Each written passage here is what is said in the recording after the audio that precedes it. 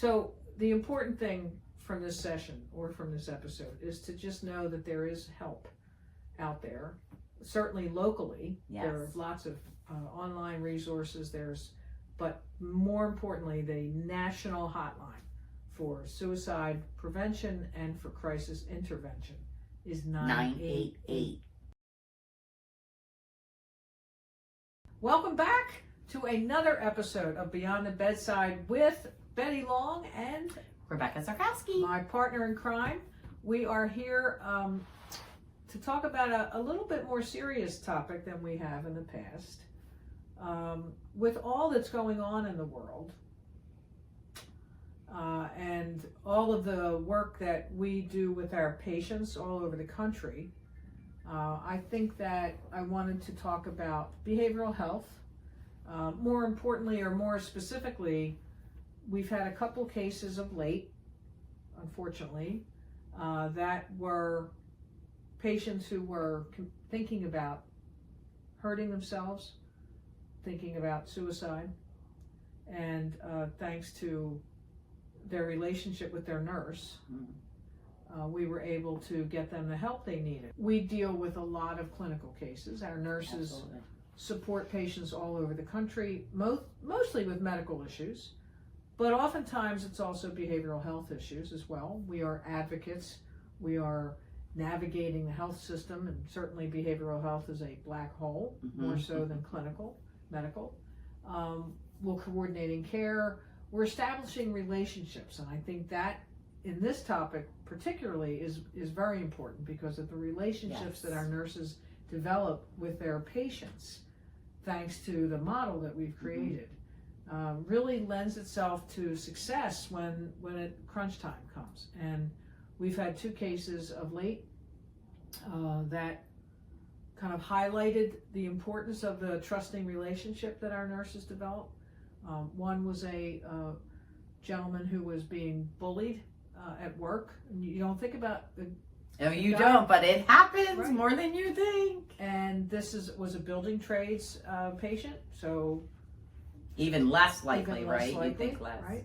So this patient had been working with one of our nurses who was dedicated to that fund, and because of that relationship, he admitted to her that he was being bullied and that it was affecting his self-esteem and that he was considering committing suicide. Thanks to her support, however, and her getting him the resources that he needed and talking him through it, he was able to get therapy. He was able to get the resources he needed. He was admitted for more intensive treatment. And upon being discharged, he continued the relationship with his nurse. Not that it was a intense relationship, but he knew she was there for him. So that was great. And then the other case, which just happened a few weeks ago, was a client that we had who was actually not in Pennsylvania. It was a state south of the border where the employee called up her HR office and expressed some concern for how she was feeling. It was a time of year that she had been triggered by something that had happened a year prior. So this was an anniversary for her. And she was referred to us by the HR director, and our nurse again was able to talk with her, get her the resources, suggest the utilizing or having the 988 number, right? Yeah, let's talk a little bit about that. Right. Yeah, I mean, that's been a new couple years old, but it's for us, I mean, what a lever to pull for all of you too, if ever needed, not just for suicide, right? But for crisis and really needing to feel like you're in a spot where there may be no coming back, or you're just not able to sleep or eat, and you're in like a manic kind of being because of your depression or trauma or whatever. 988, you call it and they're there 24/7, and they work with you through the crisis.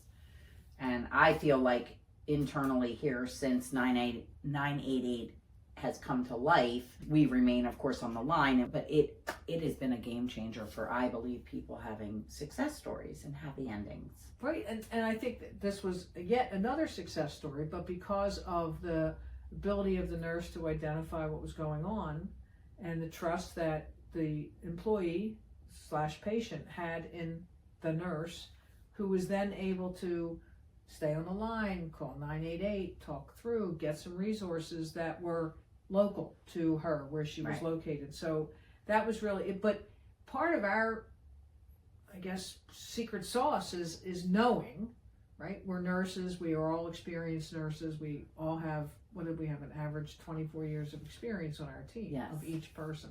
So we're not rookies.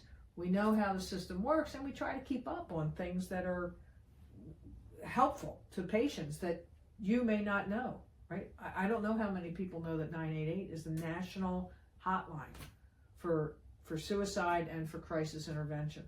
So it's really important. If nothing else comes from this session, please, is to know that 988 exists. Remember how we used to have poison, like the stickers on your poison? You know, if you eat something, here's the poison number. Then we should have the 988 sticker for but especially now, because as we said, it's heavy, right?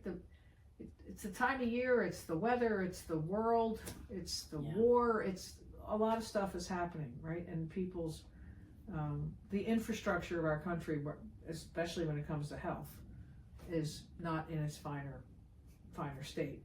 But the reason I'm bringing up behavioral health, not just for those two cases, I know that you were out in Seattle lately, and in that program, we specifically designated a behavioral health nurse. Mobile nurse. A mobile nurse when we started that program, because we identified through their claims that they had a higher incidence of behavioral health claims than we'd seen in our other clients.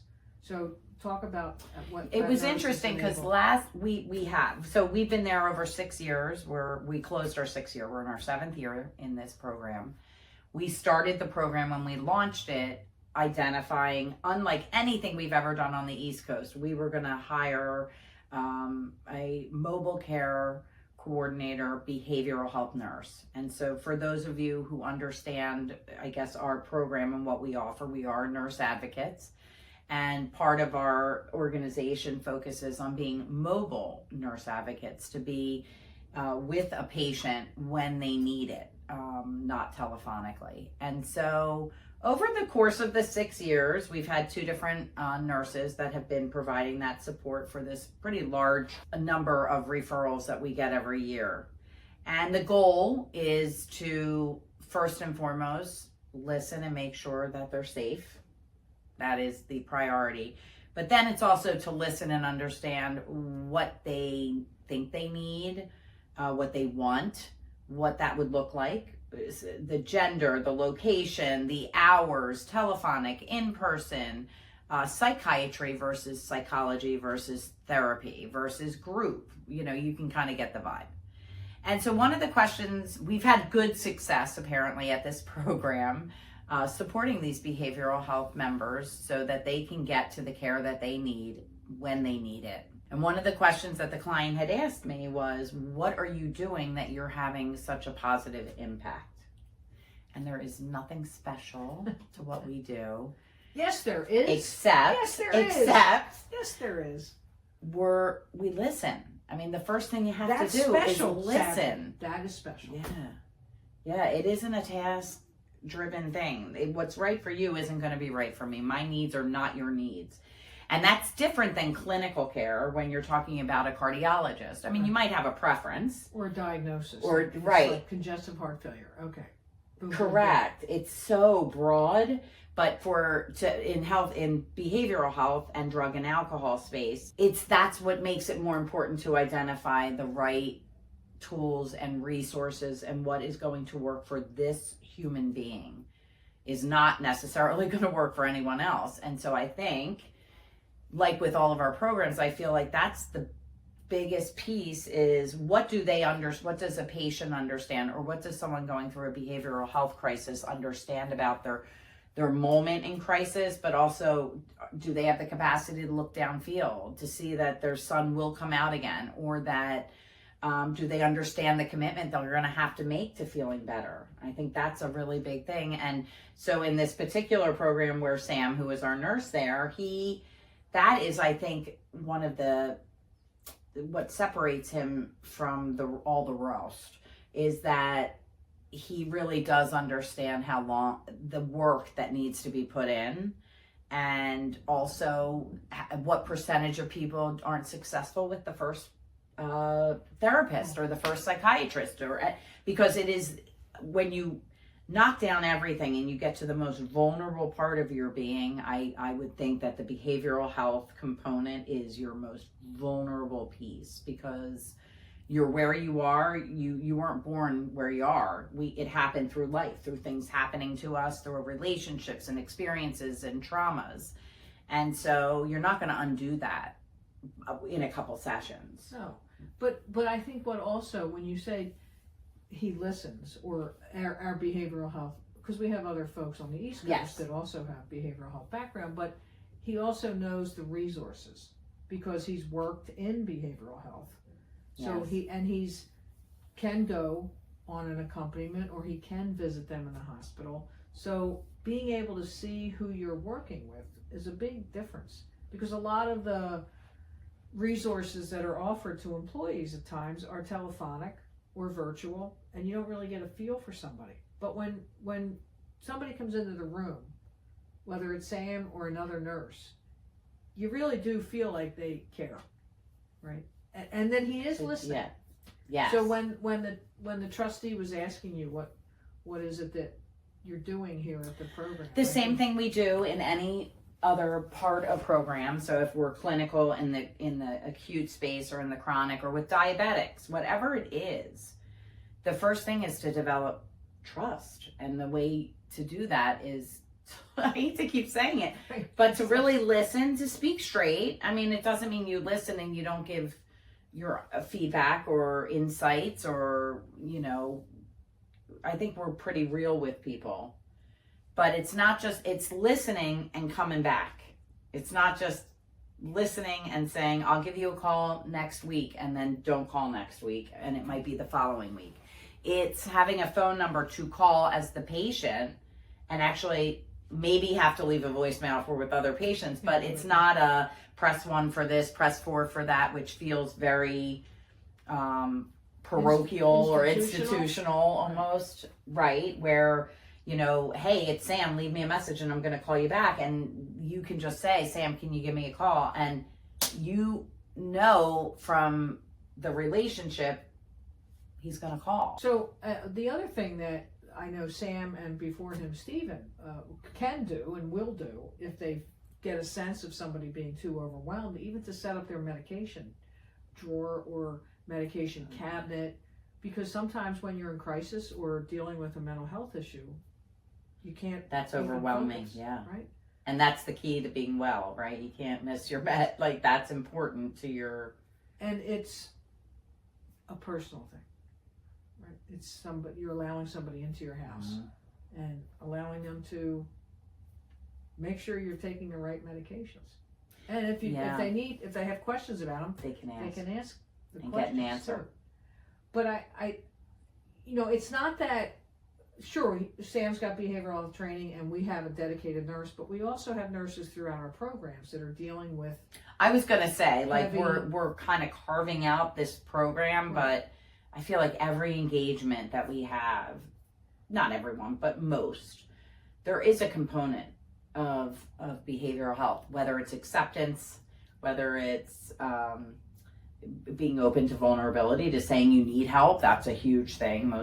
That is a struggle for a lot of people to admit they need help. Anxiety, right?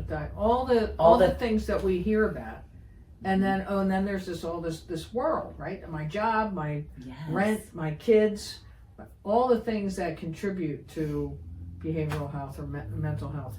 That was interesting. A couple of years ago, right? Or not more than a couple.